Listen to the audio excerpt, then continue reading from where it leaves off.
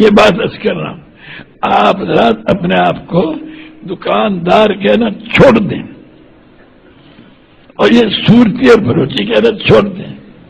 یہ الفاظ نقصان والے ہیں جو تمہیں قبر میں پریشان کریں گے اور تمہیں وہاں جا کے نقصان کا پتہ چلے گا اور وہاں کچھ نہیں کر سکو گے، کچھ نہیں کر سکو گے. اللہ نے تمہارا اسلام لانے کے بعد جو کوئی اپنے آپ کو کسی اور نسبت سے کہے گا وہ دوزخ میں جائے گا. ایک شخص بولا یا رسول اللہ کہ وہ نماز پڑھتا ہو اور روزہ رکھتا ہو، آپ نے ارشاد فرمایا کہ آج جب بھی اللہ نے تمہارا نام مسلم رکھا ہے، مومن رکھا ہے، سمجھے، تم سارے کے سارے مسلم ہو، مومن ہو، سمجھے، ساروں کو یہ کہہ رہے ہو. اسے اتارو دل میں یہ اللہ ہے، سمجھ، اللہ پاک جو چاہے گا ہم اسے پورا کریں گے اور ساری دنیا کو اس پہ لانے کی محنت کریں گے. یہ ہمارا کام ہے.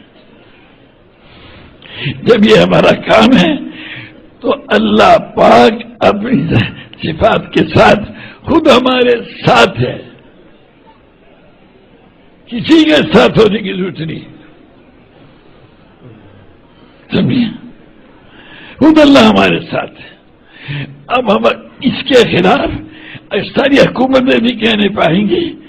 اللہ پاک یا ہدایت دے گا یا ان کو ختم کر دے گا،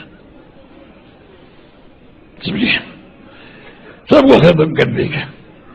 تو اس لیے ہم یہ کہہ رہے ہیں کہ ان بیچاروں کو جتنے یہاں کے رہنے ساری دنیا میں جو رہنے والے ہیں ان سے کہو بھائی دیکھو اسے دل میں اتار لو کہ اللہ ہے، اور ہم وہ کریں گے جو اللہ پاک ہم سے چاہے گا. اور محمد صلی اللہ علیہ وسلم نے اس طریقے سے پورا فرمایا، اللہ کے چاہنے کو ایسے پورا کریں گے. جو یہ کہے گا پھر تعالی شانو اسے اپنا چاہنا ظاہر فرمائے گا کہ اب یہ کرو، اب یہ کرو، سمجھے بھائی. تو ہر حال میں، ہر جگہ، ہر وقت ہر تعالی شانوں پہ کھول دے گا. بس ہمارا کام کیا ہے؟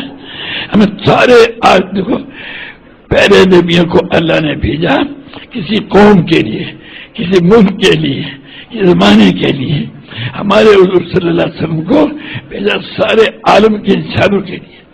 اس لیے جو حضور صلی اللہ علیہ وسلم کے اوپر ایمان لایا خود بخود اس کے اوپر سارے عالم کی ذمہ داری آ گئی. مختلف الرحمان اپنے آپ کو مدرسے کا ذمہ دار سمجھتے ہیں، ارے گڑبڑ کرتے ہیں. سارے عالم کی ذمہ داری آ گئی. اب اگر اپنے آپ کو سارے عالم کے انسانوں کو اس پھیلانے کی ذمہ داری نہیں سمجھتے تو اس کا بے حد نقصان میں جاتے ہیں.